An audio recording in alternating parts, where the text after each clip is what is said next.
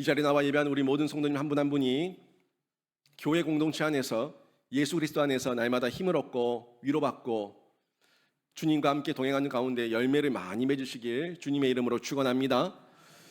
제가 요 사이에 조금 예민했던 부분이 이런저런 고장이 자꾸 났어요.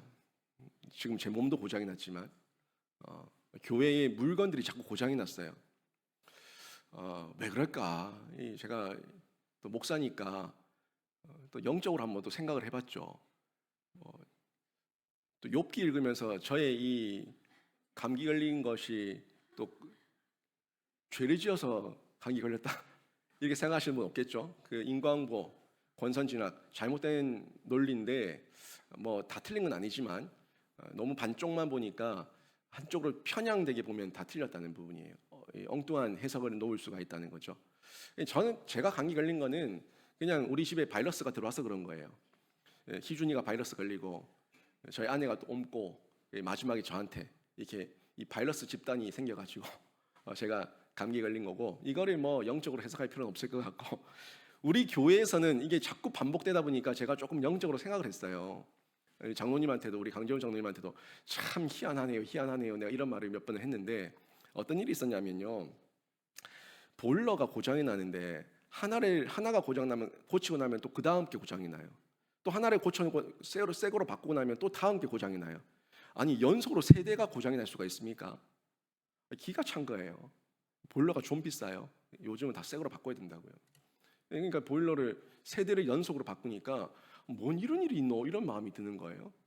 거기다가 지난주에 또 성탄 트리를 하려고 했더니 밑에 있던 성탄 트리를 그냥 통째로 버렸네.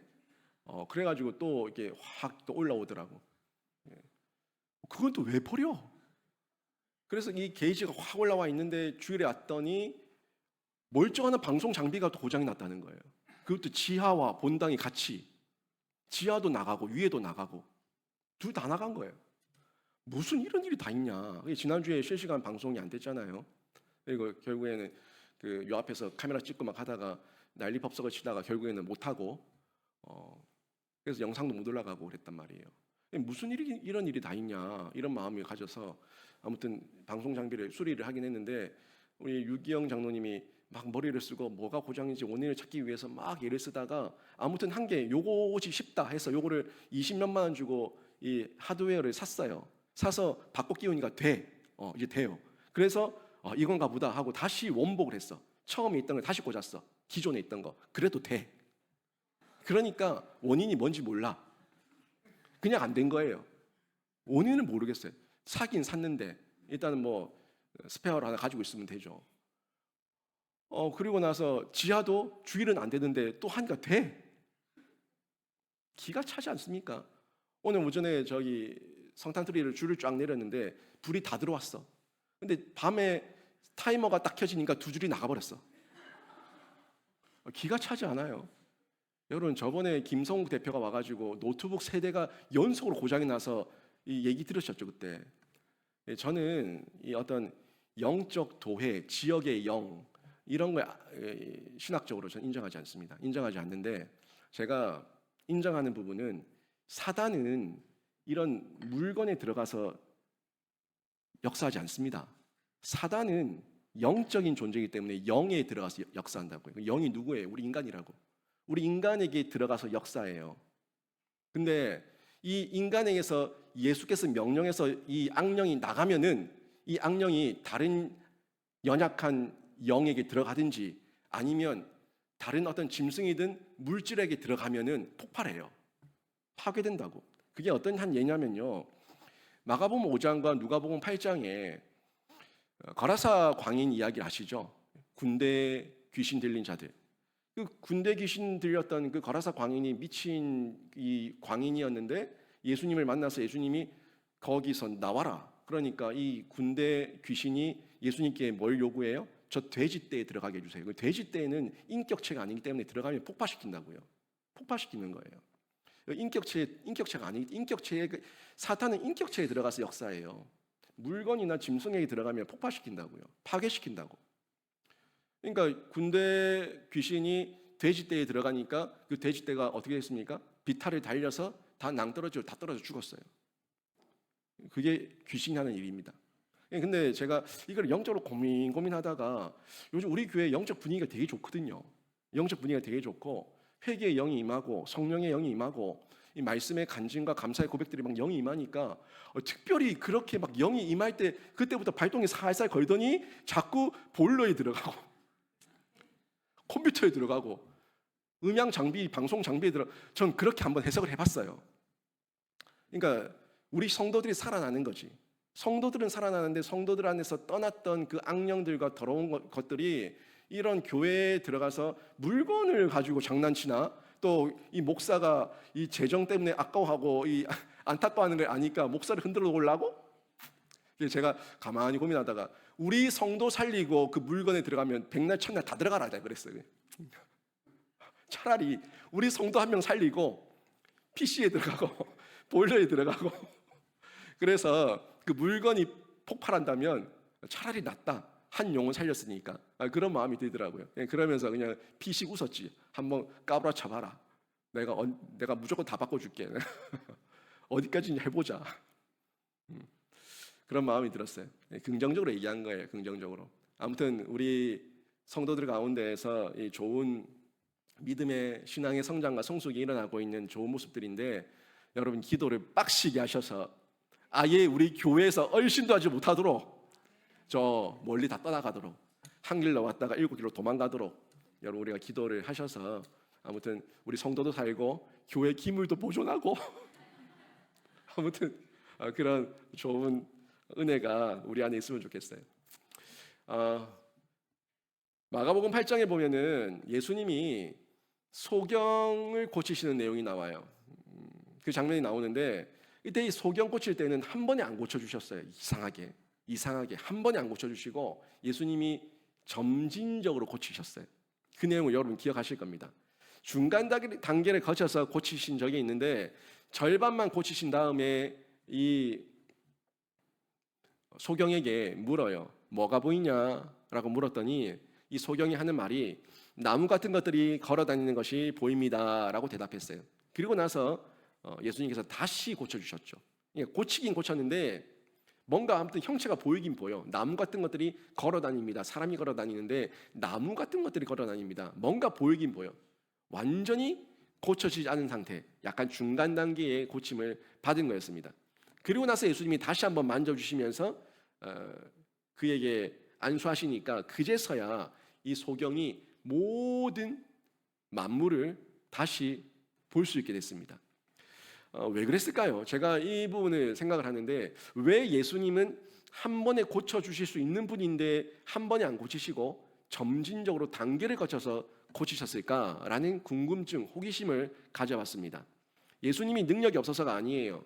이 부분을 통해서 우리에게 전달하시는 메시지는 사람이 나음을 입을 때, 사람이 고침을 받을 때, 사람이 온전해질 때에 단계가 있다는 거예요. 한순간에 예수 믿었다고 내가 온전한 자가 되는 게 아니라, 다 이룬 자가 되는 게 아니라 점진적으로 우리가 나음을 입고 회복되어가는 그 신앙의 성장, 신앙의 성숙에 대한 내용을 예수님께서 말씀해 주고 있는 겁니다. 사람이 신앙을 가지게 되면은 점점 성장하고 성숙해 가야 됩니다. 신앙을 가지면 무언가 보이긴 보이는데 뭔가 모르게 선명하지 않고 뿌옇게 보일 때가 있어요. 뭔가 있긴 있는데 그게 뭔지 모르겠다. 아니 공동체에 와보고 목사님의 말을 들어보고 성경을 보고 아무튼 예수 믿는 사람들을 보면 뭔가 있긴 있는데 이게 진짜 뭔지는 모르겠다. 그게 뿌옇게 보일 때, 걸어다니는 뭔가 보이긴 하는데 뭔지 모르겠어요. 뿌옇게 보일 때, 그럴 때가 있다는 거예요. 모든 게 뒤죽박죽 혼동의 시기예요. 분별하지 못하면서 계속해서 그대로 내버려 두면은 안 됩니다. 뭔가 뿌옇게 보일 때 더 하나님께 매달리고 하나님께 간구하고 하나님께 기도해서 선명하게 볼 때까지 하나님의 은혜를 구해야 돼요. 뭔가 뿌옇게 보일 때 만족해버리면은 온전한 나음을 입지 못합니다. 뿌옇게 보일 때 그때 그냥 내버려 두면은 나중에 이게 어떻게 되냐면 두려움이 돼버려요. 불안함이 돼버리는 거예요. 그리고 나중에는 이것도 저것도 아닌 양다리 가운데서 회피하는, 여기도 적응 못하고 저기도 적응 못하고 이것도 저것도 아닌 어중이 떠중이 되는 경우가 있다는 겁니다. 그리고 이럴 때에 귀가 얇아져서 거짓에 현혹되기도 쉬워집니다. 실제 진리가 없는 이 엉터리 부흥사라든지 엉터리 목회자, 사꾼 이런 사람들에게 언변에 속아가지고 2단, 3단 이렇게 엉뚱한 길에 가서 자신의 신앙과 인생을 망치는 사람들이 될 수도 있다는 거예요. 그래서 진리를 알 거면 정확하게 알아야 되고 예수를 만날 거면 정확하게 만나야 되고 그 예수 안에서 그 진리 안에서 진짜 자유함과 평안을 얻어야지만 그래야지만 신자로서 바른 가치관과 사명 따라 살아가고 세상에서도 보냄받은 예수의 제자로서 그 사명 따라서 생명을 살리는 사역을 감당할 수가 있는 겁니다. 어떤 사람이 부흥회에 참석을 했어요.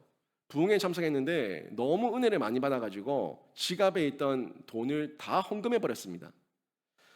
그런데 그 순간이 지나고 나서 보니까 가만히 생각하니까 그때 내가 왜 그랬을까? 내가 왜 그때 순간 은혜 받아가지고 내 지갑에 있던 그 많은 돈을 다 헌금해 버렸을까? 이 마음에 후회가 자꾸 되는 거예요. 그러면서 하는 생각이 앞으로는 부흥회 갈 때 절대 지갑 갖고 안 가야지. 이런 마음까지 생기고 내가 왜 그랬을까? 왜 그랬을까? 이런 마음이 막 생기는 거예요. 왜 그랬을까요? 정말 이 사람 왜 그랬을까요? 그때는 분명히 자기 제정신으로 은혜 받은 정신으로 하나님 앞에 헌금을 바쳤는데 왜 조금 뒤에 돌아서서 집에 오니까 그 돈이 아까웠고 이제 부흥회 갈 때는 지갑 갖고 안 가야지 하는 이런 인간적인 마음까지 왜 들까요? 이유는요, 짧은 시간에 그 마음이 변질됐기 때문에 그렇습니다. 순간적으로 임했던 그 은혜가 거짓이 아니라 다시 돌아오니까 옛 모습의 모습으로 변질된 모습, 금방 은혜를 다 쏟아버린 모습, 이런 모습으로 다시 되돌아와 버리니까 이런 후회가 되고 이런 엉뚱한 생각까지 들게 되는 거죠. 그래서 저희가 이런 모습을 볼 때에 단순한 현상만 놓고 다 판단할 수는 없지만 첫사랑의 은혜가 있을 때, 아무것도 모를 때, 초신자 때, 그럴 때 신앙이 더 순수하고 열정적일 수 있어요. 여러분, 여러 모습 가운데도 그런 모습이 있을 겁니다. 처음 예수 믿었을 때 눈물 콧물 쏟으면서 예수 그리스도의 은혜 앞에 여러분이 반응하고 몸부림쳤을 때 그때 얼마나 순수했습니까? 근데 이게 시간이 지나면서 신앙의 연수가 10년, 20년 되고 내가 가졌던 그 첫사랑의 은혜가 변질되게 되니까 어떤 마음이 들어요? 이 머리로 아는 거예요. 이 교회 가면 어떤 문화와 어떤 전통이 있고 이럴 때는 뭘 해야 되고 이럴 때는 헌금을 할 거니까 지갑을 안 갖고 와야 되고 이런 어떤 여러 가지 머리가 뱅뱅뱅 돌아가는 거예요. 요때쯤 나갔다가 들어오면은 헌금 바구니 더 돌았겠네. 뭐 이런 생각들. 그런 잔머리를 막 뱅뱅 돌리는 거죠. 실제로 그런 머리를 돌리는 사람들이 많거든요. 신앙의 연수가 차니까 뭐 이런저런 첫사랑에 대한 내 마음이 변질이 돼가지고 머리에 성경 지식은 가득 차 있는데 또 직분은 맡았는데 안다 내가 다 안다 이런 교만에 빠져가지고 엉뚱한 잔머리를 굴리며 하나님 앞에 온전한 사랑을 드리지 못하는 때가 있다는 거예요. 이 마음 가운데 뭐 여러 가지 자기 합리화를 막 계속 쏟아내죠. 사람이 교회 생활에도 유도리가 있어야지. 어쩜 그렇게 유도리도 없이 신앙생활 하냐? 뭐 이런 말도 하고 내가 다 안다고, 내가 다 해봤다고 그렇게 말하면서 자기 경험만 자꾸 내세우는 거예요. 하나님의 말씀의 진리는 진리고 성경은 성경이고 세상은 안 그래. 사람 관계는 안 그래. 내가 다 해봤어. 유도리가 있어야지 라고 얘기하면서 자기의 경험을 성경 위에 얹는 거죠. 자기의 어떤 주장을 성령 위에 얹는 거예요. 이런 모습으로 변질될 때가 있습니다. 그래서 기도도 안 하고 요령을 피우면서 자신의 감정과 생각으로 기도의 응답이라며 합리화시키는 이런 경우도 매우 많다는 겁니다. 그래서 이런 사람들 이런 모습으로 살아갈 때 그 속에 진짜 진리가 없고 진짜 성령의 깨달음이 없는데 세상에서 열매가 있겠습니까? 진리 없이 성령께서 역사하지 않고 진리가 성령 없이 깨달아지지 않고 그리고 진리와 성령이 없으면 결국에 세상에서 열매도 없는 거예요. 이 모든 세상에서의 참된 빛과 소금의 열매를 맺기를 원한다면 내 안에 성경의 진리가 있어야 되고 그 성경의 진리를 성령께서 조명하셔서 깨닫게 하셔야지만 그게 풀어지는 거죠. 내게 되는 거예요. 그리고 내가 살아내는 건 결단하는 거예요. 삶의 열매로 나타나게 되는 겁니다. 이게 안 됐던 사람들 많아요. 지금도 한국 교회 안에 굉장히 많고요. 예수님 당시에도 차고 넘쳤어요. 예수님 당시에 바리새인들과 서기관들이 다 그런 사람들 아닙니까? 머리에 지식은 많아요. 전통도 많이 알아요. 내가 다 안다, 다 안다, 다 해봤다. 그런 거 아니다. 자기 주장으로 하나님의 성령과 그 예수를 배척하지 않습니까? 자기 마음대로 자기 전통 따라서 자기의 어떤 학적 지식에 따라서 성경을 왜곡하고 난도질하니까 자기들끼리 파벌이 생기고 당파가 생겨서 예수님 죽일 때만 하나가 돼서 머리를 맞대는 거예요. 이런 모습이 예수님 당시에 바리새인들, 서기관들, 사두개인들, 종교 지도자들, 열심 당원들 얼마나 파벌이 많았어요. 다 그랬어요.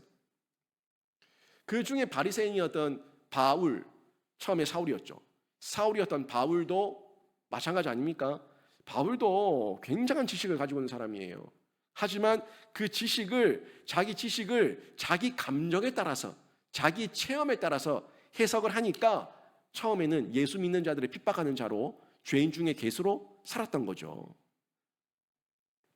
그래서 우리 교회와 신자는요, 점진적이라는 성장의 과정이라는 걸 잘 이해를 하고 내가 지금 한번 예수를 만나서 뜨거워졌다고 내가 다 예수를 아는 것도 아니고 내가 예수를 다 체험한 것도 아니고 저 사람을 판단할 수도 없고 저 사람을 정죄할 수도 없고 내가 다 이룬 것도 아니고 지금도 내가 부족하고 지금도 연약하고 지금도 죄인이고 지금도 자라가야 될 하나님 앞에서의 그 가난한 심령이라는 그 마음의 자세, 태도 이걸 늘 가지고 신앙의 성장과 성숙의 자리를 사모하며 뛰어들어야 된다는 겁니다. 여러분, 오늘 말씀 제가 전달할 때 이 스가랴서에 전달하고 있는 이 메시지 아주 중요한 내용이에요. 떠나지 마라, 떠나지 마라. 교회를 떠나지 마라. 떠나지 마라, 떠나지 마라. 공동체를 떠나지 마라. 하나님 안에서, 예수 안에서, 말씀 안에서, 성령 안에서 계속 성장과 성숙의 자리를 지키라 하는 메시지 전해주고 있는데 그 안에서 교회 일원이 보호를 받고 끊임없는 생수와 생명의 양식의 공급을 받기 때문이에요. 말씀 잘 들으시고 여러분에게 신앙 가운데 생명의 물과 생명의 양식이 끊어지는 일이 없이 계속해서 자라가는 신자 되시길 주님의 이름으로 축원합니다. 그때마다 우리가 씻음을 받는 거예요. 주 안에 있을 때, 공동체 안에 있을 때, 예수 안에, 성령 안에 있을 때 우리는 죄인이란 연약한 존재이기 때문에 언제 어디서 어떻게 죄를 지을지 몰라요. 그래서 늘 씻음이 필요한 자들입니다. 오늘 기도하고 내일 아침에 눈 떠도 또 회개할 게 있고 오늘 아침에 회개하고 잠자리에 들기 전에 저녁에 와도 또 회개할 게 있어요. 늘 끊임없이 회개할 것이 있는 죄인. 분명히 예수께서 나를 의롭다 여겨주셨고 내가 칭의를 받아서 중생했고 거듭났는데 여전히 나에게는 죄가 있는 씻음이 필요한 그런 신자라는 걸 인정하게 될 때에 우리가 예수를 떠날 수가 없죠. 한순간도 이 생명의 물을 안 마시면 안 되거든요. 한순간도 이 성령의 기름 부으심을 안 받으면 안 되거든요. 한순간도 생명의 양식을 안 먹으면 안 되거든요. 그러면 공동체 안에 있어야죠. 그 안에 있어야지 계속해서 끊임없이 예수 안에서 그 보혈의 피로 씻음을 받는 겁니다. 매주마다 우리가 예배 드리기 전에 참회 기도를 하지 않습니까? 다시 한번 예수의 보혈의 피로 덮어주시옵소서. 알고 지은 죄 모르고 지은 죄 말과 행동과 생각으로 지었던 모든 죄들 정결하게 하시고 깨끗하게 하시고 도말하여 주시고 속죄하여 주셔서 다시 한번 자유함 얻게 하여 주시옵소서. 끊임없이 기도하잖아요. 우리가 그렇게 씻음이 필요한 존재들입니다. 이렇게 성장과 성숙으로 저희가 가기 전에 먼저 필요한 게 출생이죠. 출생이 있어야지 우리가 태어났다는 거고 태어난 자가 나중에 더럽힌 모습을 깨달아서 씻음을 받는 거예요. 여러분 이미 태어났습니다. 영적으로 태어났어요. 거듭났어요. 중생했어요. 그래서 여러분이 성장과 성숙을 해야 되고 그 성장과 성숙 가운데 여러분의 몸이, 여러분의 영혼이, 여러분의 입이, 여러분의 귀가, 여러분의 마음이 더럽혀질 수 있으니까 그걸 이상하게 여기지 말고 다시 씻음 받으면 된다는 거예요. 씻음 받으면 돼요. 씻음 받기 위해서 이 공동체를 떠나면 안 되고 예수를 떠나면 안 되는 거예요. 연합 가운데 있어야 되는 거예요. 속죄의 은혜를 받아서 우리는 분명히 거듭남의 기쁨을 체험했습니다. 중생했습니다. 이게 영적 출생이에요. 그래서 다 이렇습니까? 여러분이 거듭나고 중생해서 눈물 콧물 쏟으면서 예수를 만났던 그 체험 이후에 여러분이 죄 안 지었어요? 안 지을 수 있어요? 확실하게 안 지을 수 있습니까? 그 누구도 여기에 대해서 자신 있게 말할 사람이 없다는 거예요. 저도 많은 체험을 했지만 여전히 저도 주님 앞에 또 엎드리고 회개하고 뉘우치고 돌이키고 반성하고 계속해서 죄 씻음의 은혜를 받습니다. 그리고 그 가운데서 긍정적인 거는 10년 전에 그 죄를 10년 후인 지금 덜 지어요. 안 짓는다고 하면 거짓말이고 덜 지어요. 덜 지어. 또 지금보다 10년 후에 또 죄를 덜 지을 거예요. 더 짓는 게 아니라 덜 짓는다고. 점점 더 성장하고 있어요. 그러니까 죄가 점점 끊어지고 있는 거예요. 죄가 멀어지고 있는 거예요. 죄에게서는 멀어지고 하나님께 가까이 가고 있는 우리들의 모습, 이런 모습인데, 이때 우리가 진리의 양식을 계속 먹으면서 이 영적 지혜가 생긴다는 거죠. 이럴 때는 어떻게 이겨야 되고, 이럴 때는 어떻게 극복해야 되고, 이럴 때는 어떻게 피해야 되고, 여러 가지 영적 지혜가 생기는 거예요. 처음에는 깡으로 내가 한번 해보자 하는 교만 가운데서 은혜 한번 받았다고 엄청난 유혹이 물려 들어오는데 한번 해보자 하고 정면 돌파하려고 하다가 나중에는 내가 피하게 되죠. 내 앞에 술잔을 남겨놓고 주여 술을 안 마시게 해주시옵소서, 이게 정면 돌파라고 생각하지 마세요. 이 술잔이 나에게 유혹이 될 것 같으면 그 자리에 안 가는 게 더 지혜로운 거예요. 왜 술잔을 앞에 놔두고 이기게 해주시옵소서, 이런 기도를 왜 하냐고요. 안 해도 될 기도를. 그 자리에 안 가면 되는 거예요. 그게 지혜입니다. 지혜. 그래서 계속 자라가는 가운데 진리의 양식을 먹으면서 지혜가 생기고, 또 우리의 삶 가운데 성령께서 역사하시니까 이런 모든 죄와 악을 끊어내고 우리 모습의 바른 모습, 좋은 모습, 하나님께 기뻐하시는 모습 가운데 우리가 더 거기에 깃들어 있게 되죠. 그게 지혜로운 거예요. 1절도 한번 보세요. 1절에 이런 말씀 나옵니다. 그날에 죄와 더러움을 씻는 셈이 다윗의 족속과 예루살렘 주민을 위하여 열리리라. 제가 계속 얘기했습니다. 모든 사람은 죄인이라고요. 그래서 아픕니다. 슬픕니다. 괴롭습니다. 고통스러운 인생이 우리 안에 있습니다. 모든 사람이 죄인이기 때문에 이런 아픔, 슬픔, 괴로움, 고통, 질병, 여러 가지 질병과 정신질환과 인격 장애와 중독과 여러 가지 허물 많은 모습을 저희가 보일 때가 있습니다. 보편적으로는 이게 다 죄의 결과예요. 저희가 지금 욥기를 묵상하고 있는데 욥 같은 경우는 온전한 자죠. 정직한 자죠. 하나님을 경외하는 자였죠. 근데 고통을 당하고 있어요. 이렇게 온전하고 정직하고 하나님을 경외하는 욥처럼 아무런 이유 없이 까닭 없이 고난을 당하는 하나님의 섭리 아래 있는 사람은 아주 드문 경우예요. 이건 진짜 아주 드문 경우고, 보편적으로 모든 사람은 죄인이기 때문에 보편적으로 사람이 당하는 아픔, 슬픔, 괴로움, 고통, 질병, 질환, 장애, 중독, 이런 여러 가지는 죄의 결과일 수 있습니다. 근데 그걸 일반화시킬 수는 없어요. 근데 보편적으로 그렇다는 거예요. 하지만 하나님께서 그런 어떤 연약함을 통해서 연단시키시고 다듬으시고 정금 갖게 하시는 하나님의 놀라운 섭리도 또 있기 때문에 이게 우리가 일반화시켜서 무조건 죄를 지어서 그렇다라고 단정지어 말할 수는 없다는 거죠. 근데 제가 말하는 거는 보편적으로는 많은 사람들이 자신의 죄로 인해서 당하는 고통일 때가 많아요. 이 고통의 문제를 하나님 앞에서 내 탓이라는 걸 인정해야 됩니다. 내 탓이다, 내 탓이다. 이걸 부모 탓이라고 얘기하면 안 돼요.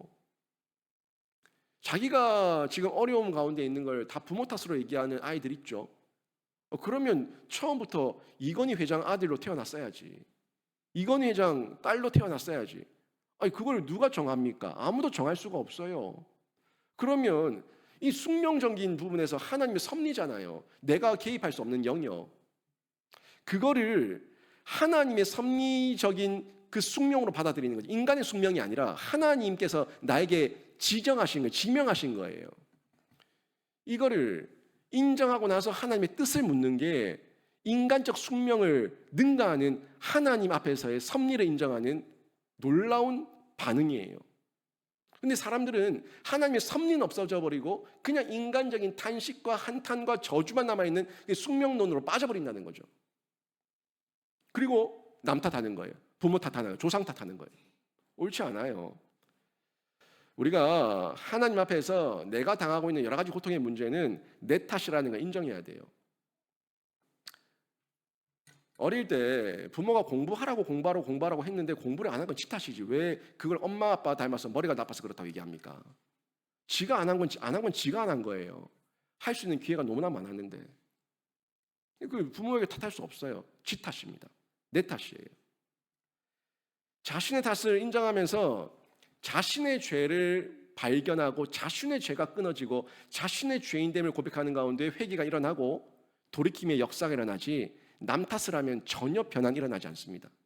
변해야 될 사람은 내 부모고 변해야 될 사람은 다 남이에요. 남은 아무 문제 없다는 거지. 왜? 자기가 우주의 중심에 있으니까. 자기 신론, 자기가 신적 존재로 있으니까 다 남 탓하는 거예요. 아니야. 그게 틀린 거고 내가 문제라는 거예요. 이 문제 앞에 섰을 때 내가 죄인됨을 고백하고 예수가 필요하고 예수의 십자가와 복음이 필요한 거예요. 보세요. 1절에 그날이 나옵니다. 1절 앞부분에 그날에 이 그날이 언제겠습니까? 그날은 결국 죄와 더러움을 씻는 셈이 열리는 날인데, 이 그날은요, 저와 여러분의 죄, 내가 지금 내 탓입니다, 나의 죄 때문입니다 라는 그 인정이 있는 저와 여러분의 죄를 해결하시기 위해서 예수께서 십자가에서 그 모든 닫힌 문을 여신 십자가 사건이 있는 그날입니다. 그날이에요. 남 탓할 필요 없어요. 남 탓하지 않아도 내 탓이라고 해도 괜찮아요. 내 탓이라고 인정했을 때 내가 더 횡재하고 내가 예수를 만나서 예수께서 예비하신 그 날에 우리의 모든 죄와 더러움을 씻는 셈이 열리니까 아무 문제가 없어요. 자꾸 남 탓하면서 나의 죄책감을 회피하려고 하지 마세요. 내가 죄를 인정해버리면 내 죄를 예수께서 해결해 주시는 그 셈이 열린다고요. 그 셈이 열리면은 그 셈 앞에서 해결함 받는 겁니다. 그런데 이 해결하는 방법이 분명히 있는데도 불구하고 이걸 인정하기 싫어서 남 탓하고 부모 탓하고 친구 탓하고 자꾸 다른 사람 탓하면은 아무런 해결도 되지 않습니다. 마음에 남는 건 원망과 저주와 실망밖에 안 남아요. 내가 문제예요. 내가 죄인입니다. 예수께서 그 죄를 씻어주시기 위해서 그날에 십자가를 지셨습니다 하는 걸 고백하면 됩니다. 그러면 모든 심판과 모든 저주의 그 심판의 영벌이 우리에게서 넘어간다고요. 패스 오버. 유월한다고. 유월. 이게 구약의 출애굽 사건, 10번째 장자의 재앙, 어린 양의 피를 문설주에 발랐던 그 가정에 일어났던 사건 아닙니까? 그 피를 통해서 해결함의 하나님의 방도가 이미 성경을 통해서, 말씀을 통해서, 언약을 통해서 주어졌어요. 이 방법이 있는데 자꾸 인간적인 방법으로 해결하려고 하면 아무런 해결이 되지 않습니다. 예수께서 십자가 지실 때에 다 이루시고 운명하셨을 때에 하늘로부터 위로부터 아래로 휘장이 찢어졌어요. 성전의 휘장이 찢어졌어요. 그 휘장이 뭔 휘장입니까? 지성소로 들어가는 휘장이에요. 지성소, 그 법궤가 있는 곳으로 들어가는 휘장이에요. 그 휘장이 찢어지고 우리는 하나님의 은혜의 보좌 앞에 담대히 나가는 길이 열렸습니다. 이렇게 길이 열리고 난 다음에 또 앞에 홍해가 있었어요. 그런데 여러분의 길이 열렸다고요. 길이 열렸다는 것을 알았다면은 내가 중생했다는 거 아는 거예요. 내가 거듭났다는 거 아는 거예요. 그래서 하나님을 찾고 예수를 찾는 거예요. 아이쿠, 그런데 또 앞에 보니까 홍해가 있어요. 아이쿠, 또 그런데 광야가 있어요. 밤낮으로 추위와 더위가 우리를 기다리고 있어요.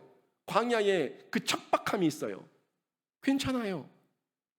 내가 예수의 피로 구원받아서 나에게 씻는 샘의 물이, 그 샘의 길이 열렸으면 됐어요. 된 거예요. 홍해가 있어도 하나님께서 건너가게 하시고요. 광야가 있어도 구름 기둥과 불 기둥으로 인도해 주시고요. 광야의 척박함이 있어도 하늘의 만나와 외출을 먹여주시고요. 하나님께서 때를 따라서 돕는 은혜가 계속해서 주어지니까 길이 열렸으면 하나님만 보고 걸어가면 되는 겁니다. 그런데 거기서 또 두리번 원망, 저주, 실망, 좌절, 비난, 여기에 빠져버리면 어떻게 됩니까? 또 자빠지는 거죠. 그 유월절 사건 이후에 이스라엘은 끊임없이 성장과 성숙하는 광야 학교를 통과했습니다. 그거예요. 우리의 인생 가운데 예수 그리스도를 만났다고 한 번 만났다고 끝나는 게 아니라 우리 인생 가운데도 홍해가 내 앞을 가로막을 때가 있고 광야가 있고 척박함이 있고 배고픔이 있고 여러 가지 과정 가운데 어려움이 있지만 하나님께서 여러분에게 그 샘물 길을 열어주셨다면, 나의 죄와 더러움을 씻는 샘의 그 물길을 열어주셨다면 우리에게도 계속해서 그 길을 이겨낼 수 있는 성장과 성숙의 점진적 은혜를 부어주실 줄로 믿습니다. 이 믿음을 가지고 신자는 이겨내고 승리를 하는 겁니다. 그런데 많은 세상 사람이 비참하게 사는 이유, 예수를 믿었는데 예수를 떠나서 사람들이 비참하게 되는 이유, 그 이유는 결국에 양심의 씻음을 지속적으로 받지 않았기 때문이에요. 양심이 씻음 받는 이 은혜를 지속적으로 성령의 기름 부으심과 물로 우리가 체험을 받고 씻음을 받고 충만함을 받아야 되는데, 여기서 지속적으로 매여 있지 않고 떠나니까, 그러니까 그 사람들이 비참한 삶을 살게 되는 거예요. 죄와 더러움을 씻는 샘길에 그 문이 열렸는데 그 샘으로 가는 길을 걸어가야 되는데 그 길에서 떠난 거지. 떠나버리니까 죄 씻음을 못 받고 더러움의 씻음을 못 받고 엉망진창이 되어서 또 옛날 모습으로 돌아가서 남을 원망하며 저주하며 실망하며 좌절하며 살아간다는 거예요. 이런 어리석은 사람들이 정말 많습니다. 예수를 그렇게 힘들게 믿었으면서 그렇게 오랜 시간 방황하다가 하나님께서 기적적으로 이 자리에 다시 나오게 하셨는데도 불구하고 또 떠내려가는 사람들 많이 봐요. 그래서 우리는 늘 깨어 있어야 되고, 한순간도 다 이루었다함이 없으니까 자만하면 안 되고 교만하면 안 되고 예수 그리스도 늘 붙들면서 연합 가운데 있어야 되는 겁니다. 세상은요, 물질의 복만이 전부인 줄 아는데요, 절대 그렇지 않습니다. 가난하지만 웃으면서 사명을 잘 감당하며 그 생을 마치는 사람이 있어요. 그런데 부자인데 늘 실망하고 저주하고 원망하고 남 탓하면서 사명 없이 자살하는 사람도 있습니다. 다 심령의 문제예요. 마음의 문제예요. 영혼의 문제입니다. 심령과 그 마음과 영혼이 살아있는 자는 사명이 있으니까 가난이 나의 인생 가운데 그렇게 생명을 끊을 만큼의 심각한 문제가 되지 않아요. 근데 물질에 매인 사람들은 그게 전부니까 자기 생명을 끊어버리고, 만족이 없으니까 엉뚱한 것에 빠져서 우울감에 빠지고 좌절감에 빠지고 실망감에 빠져서 남을 비난하며 세상을 저주하면서 살아간다는 거예요. 물론 성경에서 물질도 복이라고 얘기하고 있지만, 물질도 복이지만 그 물질은 영혼이 잘 되고, 그리고 물질을 받았을 때 그 물질이 물질답게 사명에 따라서 쓰임을 받는 겁니다. 그래서 성경은 영혼이 잘된 같이 범사가 잘 되기를 원한다고 얘기하는데, 첫 번째가 영혼이에요. 저는 여러분이 날마다 씻음이 필요한 존재라는 걸 기억하시고 깨달아서 성경 안에서, 성령 안에서 날마다 영혼이 잘 되고 범사가 잘 되는 신자가 되시길 주님의 이름으로 축원합니다. 그때에 성령은 끊임없이 우리에게 부어집니다. 성령의 부음은 끊어지지 않습니다. 성경에서 성령을 이렇게 비유를 많이 하죠. 성령의 기름, 성령의 물. 이 성령의 물과 기름으로 비교하는 데가 굉장히 많이 나오는데, 분명 성령은 하나님이십니다. 한 분, 인격, 한 위격을 가지고 있는 하나님이에요. 그 하나님인데 이 성령의 사역을 물과 기름으로 비유하면서 성령의 부으심, 성령의 충만하심, 이 부으심과 충만하심으로 표현을 많이 한다는 거예요. 우리 굉장히 기도할 때 많이 쓰는 수식어지 않습니까? 저에게 성령의 물을 부어주시고 성령의 기름을 부어주시고 성령 충만하게 하시고, 뭐 이런 어떤 표현들을 굉장히 많이 써요. 그 성령 결국에는 성령을 부어주시고 성령을 충만하게 하시고, 이 뭔 말이겠습니까? 하나님과 연합되어 있게 하여 주시옵소서. 예수와 함께 있게 하여 주시옵소서. 이겁니다. 제가 떠나 있지 않게 하여 주옵소서. 부음받게 하시고 충만하게 하시고 내 안에 예수가 다다, 예수면 다다 하는 이 고백이 끊어지지 않게 하여 주시옵소서. 이 고백이에요. 말을 알고 의미를 알고 쓰세요. 성령의 기름 부으심, 성령의 물, 이 부으심과 충만함, 결국에 내가 예수와 연합되어 동행하기를 원합니다 하는 우리 인간의, 우리 신자의 고백이에요. 이거는 결국 우리의 이해를 돕기 위한 중요한 표현인데, 뭐 예를 들면 이런 거예요. 우리 신자에게 너무너무 필요한 부으심과 충만함이에요. 예를 든다면 아이들이 밖에서 놀다가 집에 오면요, 뭐부터 합니까? 손발 씻죠. 손발 씻고 옷 갈아입히고.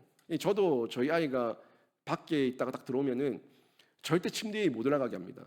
일단은 먼저 옷 갈아입히고, 그리고 손발 씻고, 또 때로는 바로 샤워를 시킬 때가 있어요. 바로 샤워를 시킬 때가 있습니다. 이렇게 아이가 밖에서 집에 왔을 때 여러 가지 더러움으로 얼룩져 있는 그 몸을 깨끗한 물로 씻으면 더러운 것들이 사라지죠. 사라지고 우리가 깨끗하게 되는데, 외적으로 깨끗하게 되는데, 그런 면입니다. 성령의 부으심과 충만함이 그렇게 우리의 영적으로 더럽혀진 것들을 다시금 정결하게 하는 거예요. 우리가 부름을 받았지만 또 보냄을 받았잖아요. 부름 받아서 교회로 모였지만 보냄 받아서 또 교회로 흩어졌지 않습니까? 흩어진 가운데 우리가 335 이렇게 각자의 자리에서 사역을 하며 사명을 감당하는 가운데 낙담하기도 하고 좌절하기도 하고 절망하기도 하고 위로가 필요한 자도 있고, 또 그 가운데 세속적인 인본적인 잘못된 사고 가운데 혼돈되는 사람도 있고, 그런 여러 가지 이 이물질을 끼고 하나님 앞에 또 나올 때가 있어요. 그때 또 엎드리는 거죠. 납작 엎드리는 거죠. 성령의 기름 부으심, 성령의 충만하심을 저에게 허락해 주시옵소서. 나의 모든 인본적이고 세속적인 것들을 다 지워주시고 다시금 깨끗하게 해 주시옵소서. 그 고백이에요. 보냄 받았다가 다시 부름 받아서 이곳에 왔을 때, 우리가 그렇게 하나님의 집 앞에, 은혜 보좌 앞에 왔을 때 그런 기도를 끊임없이 한다는 거죠. 우리 안에 있던 모든 부정적인 것들을 성령께서 깔끔하게 깨끗하게 지우시고 또 위로하시는 그 은혜를 체험하지 않습니까? 여기는 충전소예요. 충전소. 충전을 받아서도 나가서 세상을 살아내는 힘을 얻는 거죠. 성경 충전소, 성령 충전소. 이 말씀이 있는 곳, 은혜가 있는 곳, 기도가 있는 곳, 교회예요. 교회. 그 공동체 안에 무엇보다 예수 그리스도를 머리로 모시고 예수 그리스도를 가장 높이고 있는 그 한 분 하나님 안에서 하나 된 공동체, 교회입니다. 이때에 오면은 주의 이름을 부르고 예수 이름을 부르면 성령께서 성경의 진리로 일하시는데 진리 안에서 우리를 자유케 하십니다. 제가 계속 강조하는 거예요. 성령은요, 성경의 진리로 일하십니다. 성령은 내 감정 따라, 내 체험 따라, 내 지식 따라 일하지 않습니다. 내 계획 따라 일하지 않습니다. 성령은 성경의 진리 따라서 일합니다. 성경 말씀 안에서, 언약 아래서 역사하는 거예요. 그래서 진리를 알지니 진리가 너희를 자유케 하리라, 이 말씀은 진리 안에서 성령으로 우리가 깨달아지니까 자유함을 얻는 거예요. 지금 욥기를 보는데 엘리바스, 빌닷, 소발 다 자기들 하는 말들 보세요. 다 옳은 말입니다. 반쪽짜리로 옳은 말이에요. 반쪽짜리로 진리 가운데서 옳은 진리가 분명히 있는데 성령이 없어. 성경 반쪽짜리만 있는데 이 성령이 없으니까 이게 조명이 안 되는 거야. 욥에게 조명이 안 되는 거예요. 욥에게 분별이 안 되는 거예요. 그러니까 자기 마음대로 자기 감정대로 성경 말씀을 갖다 대입시키면서 욥을 정죄하지 않습니까? 이 반쪽. 성경 지식이 있다면 성령이 있어야 돼요. 성경 지식이 없고 성령만 있으면은 이 신비주의로 가는 거고, 성령 없고 성경만 있으면은 이거는 바리새인이 되는 거예요. 욥 친구들이 되는 거라고요. 성경과 성령 균형 가운데 진리 안에서 진리가 깨달아지면 진리가 우리를 자유케 하는 줄로 믿습니다. 이때에 우리가 끊임없는 성령의 부름 부으심을 받게 되는 거죠. 이 성령의 씻음을 구약에서도 참 많이 얘기했어요. 다만 성령이라는 표현이 안 썼을 뿐이지 이게 그림자로 나왔거든요. 성령의 씻음이 구약에는 그림자로 이 제사 제도를 통해서 드러났어요. 어린 양의 피죠. 어린 양의 피를 뿌리고 어린 양의 피를 하나님께 드림으로써 우리가 죄 씻음의 은혜, 그 위로를 받았던 그림자. 근데 이 그림자가 이제는 필요 없어요. 이제는 실체가 오셨습니다. 실체 되시는 예수 그리스도께서 오셨어요. 그때는 그 양의 피 때마다 일마다 시마다 끊임없이 짐승을 죽여야 되는데 나의 죄를 생각하면은 그 온 세상의 양을 다 죽여도 이 감당이 안 되는 거예요. 몰아놨다가, 그러니까 죄를 쌓아놨다가 몰아놨다가 한 번에 내 마음이 위로받기 위해서 뭐 양 한 마리 잡는 거죠. 그게 그림자였어요. 제사였어요. 근데 이제는 세상에 그런 짐승의 양을 안 잡아도 돼요. 영원한 실체 되신 예수 그리스도의 어린 양께서 단번에 영원한 제사를 드리셨기 때문에 예수 안에서 우리는 예수의 이름으로 성령의 씻음을 받고 성령의 은혜를 입고 날마다 깨끗함을 얻게 되는 줄로 믿습니다. 이게 속죄고 속량이에요. 끊임없이 계속해서 언제든지 예수 그리스도 안에서 우리는 이 은혜를 누릴 수가 있습니다. 과거의 구약의 제사는 그저 법적 비난, 도의적 책임 이런 것에 있어 가지고 마음의 불신과 죄책감과 두려움을 잠깐 씻겨주는 임시 방편, 그냥 위안 삼는 거죠. 위안 삼는 거. 뭐 그런 거예요. 아직도 그림자에 그대로 머무르는 사람이 있습니다. 교회 안 나오면 찝찝하고 그래 나가야겠고 그저 그냥 교회 썬데이 크리스찬 예배당 한번 앉았다가 나가면은 그냥 신앙의 의무를 다했다는 그 위안 가지고 겨우 살아가는 그 썬데이 크리스찬들, 구약 제도에서 아직 벗어나지 못하고 있는 심령, 불쌍한 심령들이에요. 그냥 주일 예배 형식적이라도 여기 앉았다가 하면은 그냥 위안 받는 정도, 위로 받는 정도, 최소한의 의무는 했다, 최소한의 책임은 했다 하는 그런 정도.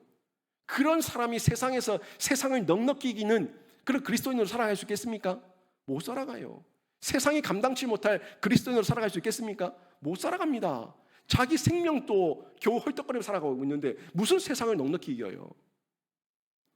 그런 그림자에 머문 자가 아니라 실체 대신 예수 그리스도 안에 충만함 입은 사람, 넘치는 부으심을 받은 사람, 그 사람이 성령께서 그 심령을 만지시는 중에 마음의 온전한 치료와 회복을 경험하고 그리고 내가 산 그 감격을 가지고 다른 사람도 살리는 자로 세상을 넉넉히 이기는 줄로 믿습니다. 성경은 이 셈이 다윗의 족속과 예루살렘 주민에게 열린다고 얘기하고 있어요. 다윗의 족속과 예루살렘 주민에게 열린다. 이게 신약적 표현이에요. 구약에 얘기하고 있지만 스가랴서는 교회를 드러내고 있는 예언적인 내용들이 상당히 많다는 걸 저희가 이미 보고 있습니다. 그죠?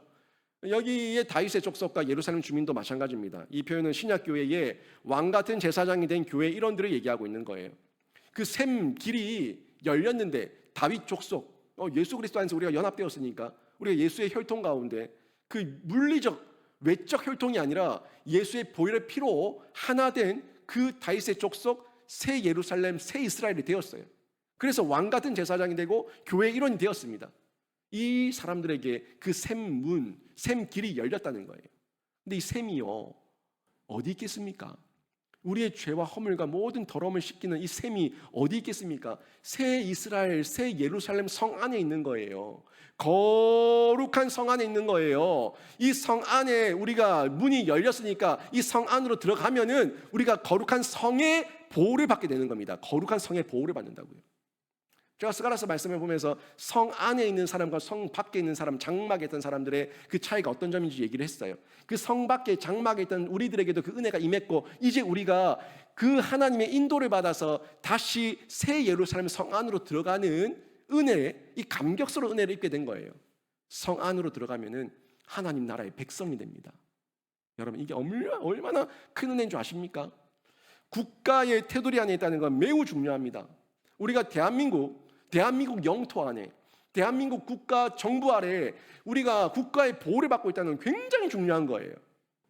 치유의 법권지역으로 가게 되면은 우리는 보호를 받을 수 없습니다. 대한민국 이 공권력과 군인과 경찰의 보호를 받을 수가 없어요. 뭐가 되는 거예요? 난민이네, 난민 되는 거예요. 국민과 난민의 차이를 이해를 하세요. 국민은 보호를 받아요, 국가에. 난민은 어디서도 보호해주지 않습니다. 그래서 난민이 괴로운 거예요. 하지만 국민이 되면요 국가의 보호를 받습니다. 특별히 이 대한민국과 같이 세계 여러 국가 가운데 국가의 위상이 높으면 높을수록 더합니다. 저 북한의 탈북자들이 대한민국 영토 안에 들어오기 위해 들어오는 건 매우 어렵습니다. 탈북자들은 거의 목숨 걸고 와야 되는 거죠. 이 땅에 오려면. 우리는 여기서 보호를 받고 있지만 그 사람들은 목숨을 걸고 여기 들어오고 싶어 해요. 보호를 받기 위해서. 하지만 매우 들어오기 힘들고 매우 들어오기 어렵지만 일단 대한민국 우리 국가 안으로 들어오면은 보호를 받아요. 국가가 대한민국이 보호를 합니다. 제가 이 생각을 하는 가운데 이 구약 제사 제도가 생각이 났어요. 구약 시대의 제사 제도를 통해서 하나님 앞에 하나님의 위로를 받기 위해서 하나님 앞에 나가기 위해서 너무나 많은 수고를 했고 너무나 많은 짐승을 죽였는데 그 많은 사람들이 하나님의 은혜의 보좌 앞에 들어가기는 너무 어려웠어요. 너무 어려웠어요. 어려워도 너무 어려웠어요. 그래서 하나님의 은혜의 보좌 앞에 나갈 수가 없어요. 대제사장도 1년에 한 번 겨우 은혜의 보좌 앞에 나갔어요. 너무 어려웠어요. 그런데 들어오면은 위로가 임하고 평강이 임하고 하나님의 속죄의 선언이 주어지니까 온전한 자유함을 누릴 수가 있습니다. 이게 예수 그리스도를 통해서 통일됐잖아요. 예수 그리스도를 통해서 우리한테 주어 연합됐잖아요. 연합 하나됨, 이 통일 연합이 됐지 않습니까? 접속되었잖아요. 그래서 우리는 이제는 보호를 받게 됐어요. 마치 북한 탈북민이 대한민국 영토 안으로 들어와서 대한민국 국가 정부의 보호를 받는 것처럼 우리가 예수 그리스도의 그 이름으로 하나님 나라에 들어가서 하나님의 성 안에 들어가서 이제는 예수 그리스도의 온전한 연합 가운데 하나님의 은혜의 언약의 보호를 받게 된 줄로 믿습니다. 이게 성경에 나온다고요. 에베소서 1장 10절 말씀 함께 보겠습니다. 같이 읽습니다. 시작. 하늘에 있는 것이나 땅에 있는 것이 다 그리스도 안에서 통일되게 하려 하심이라. 아멘. 하늘에 있는 것이나 땅에 있는 것이나 하늘에 신령한 것이나 땅에 있는 천박한 것이나 누구든지 그리스도 앞에 나오면은 그리스도 이름으로 그리스도 안에서 통일이 되게 하려 하심이라. 우리가 땅에 있던 자들이었고 이방인이었고 천박한 자들이었지만 우리가 하나님 앞에서 예수 이름을 부르는 가운데 예수 안에서 연합된 통일이 된 줄로 믿습니다. 그래서 예수의 이름으로 우리는 보호를 받게 된 거예요. 하나님의 언약의 보호를 받게 된 거예요. 그래서 우리에게 예수 그리스도는 희망입니다. 예수 그리스도는 소망입니다. 그 예수 그리스도의 십자가를 통해서 하나님 나라의 그 천국의 새 이스라엘, 새 예루살렘에 들어가는 샘이 열리고 성문이 열렸어요. 그곳에서 완전한 치유와 회복을 경험하게 되고 영원한 보호와 안식과 평안을 누리게 되는데 진짜를 보세요. 진짜. 세상의 거짓을 보지 마시고 진짜를 보셔서 여러분은 성령의 부으심을 끊임없이 계속해서 지속적으로 받는 은혜가 있기를 주님의 이름으로 축원합니다. 그때에 성령이 부어지니까 진리가 분별되는 거예요. 진리가 계속 분별되는 거예요. 말씀이 안 깨달아집니까? 진리를 분별할 성령을 구하세요. 성령이 임하면 여러분이 하는 묵상과 통독과 듣는 말씀들이 통전적으로 깨달아지고 통전적으로 밝히 보여져서 무릎을 치는 역사가 일어나게 될 겁니다. 예전에는 글 모르는 분들이 많았어요. 그래서 타지에 있는 자녀들, 요즘은 핸드폰으로 다 전화하고 하지만 예전에 편지 보내고 그랬지 않습니까? 타지에 있는 자녀들한테 편지가 와도 읽을 수가 없어요.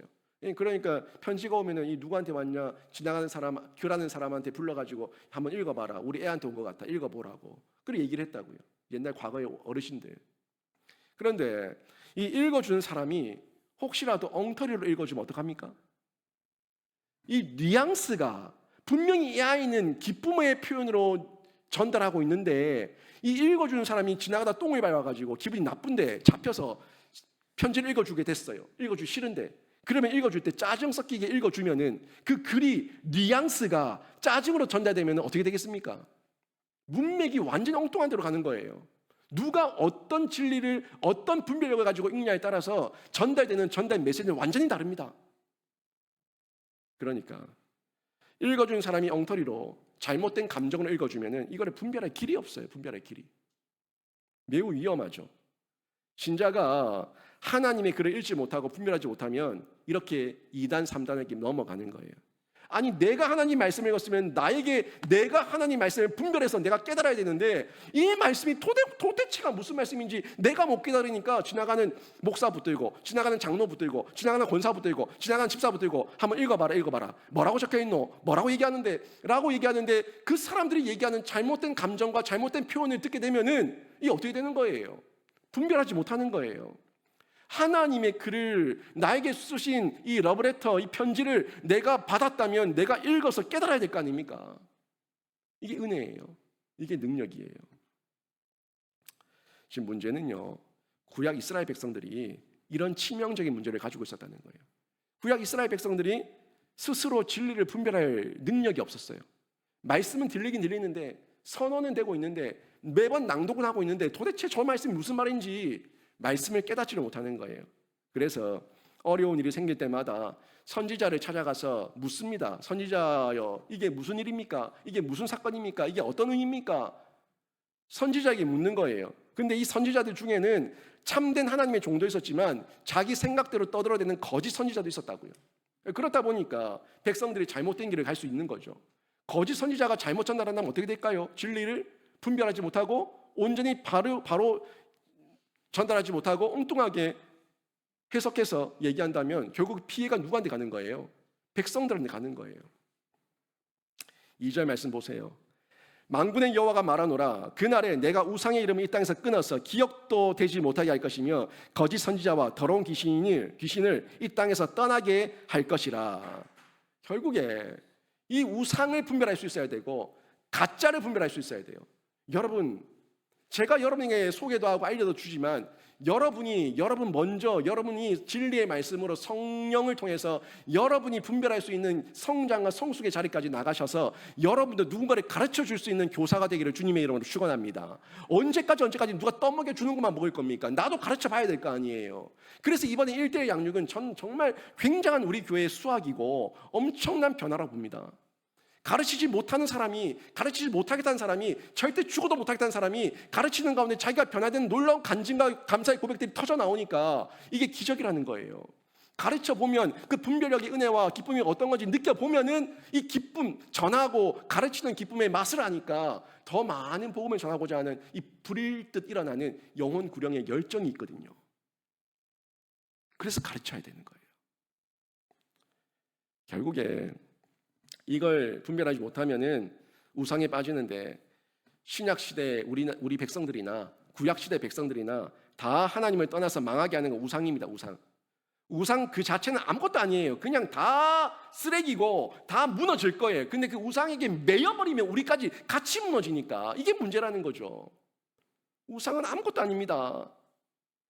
여기에 속으니까 회복과 생명의 하나님을 버리고 죽고 망하고 파괴되고 터져버리는 이 길을 가게 되니까 보고 있는 목자의 심정이 애가 타고, 그걸 보고 있는 부모의 심정이 애가 타는 거예요. 가지 말라고.